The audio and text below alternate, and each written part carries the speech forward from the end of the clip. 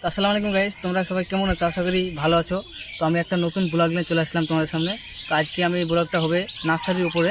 তোমরা সেই নার্সারিতে যাবো, কি কি গাছ আছে তোমাদেরকে একটু দেখাবো, কি গাছের কি ফলন কেমন, লেবুর গাছ আছে, অনেক কিছুরই গাছ আছে, তোমাদেরকে দেখাবো। আমাদের চ্যানেলে যদি নতুন হও অবশ্যই সাবস্ক্রাইব করে আমাদের পাশে থাকো। তো চলো ভিডিওটা শুরু করি।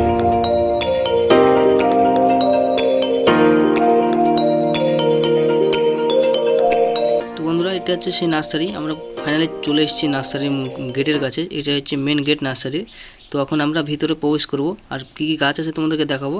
আর বোর্ডে ফোন নাম্বার দেওয়া আছে, তোমরা কন্ট্যাক্ট করতে পারো গাছ নেওয়ার জন্য। সব রকম চারা গাছ পাওয়া যায় এখানে। তো চলো ভিতরে যাওয়া যাক।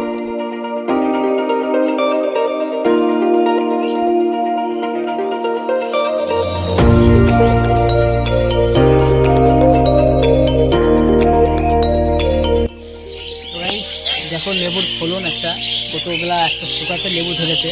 তো এরকম লেবুর গাছই তোমরা নিতে চাও তো অবশ্যই আমাকে কমেন্ট করবে, আমি তোমাদেরকে এরকম গাছ এনে দেওয়ার চেষ্টা করবো। তো একটা গাছে এত ফলন, এটা হলো কিন্নু কমলা। নার্সারিটা বলছে মুর্শিদাবাদ কুতুবাবু। একটা গাছে দেখো ফলন, দেখো ক্যামেরাম্যান ফলনটা দেখাও গাছের লেবুর।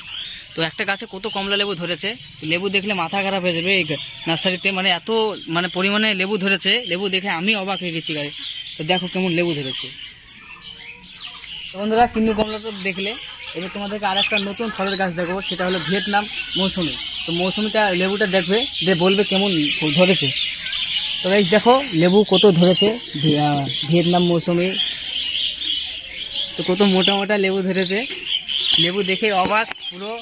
লেবু একটা গাছে এতটুকু গাছে এত লেবু ধরেছে, দেখে অবাক। আমরা যদি এরকম ফলের গাছ যদি নিতে চাও অবশ্যই কমেন্টে জানাবে।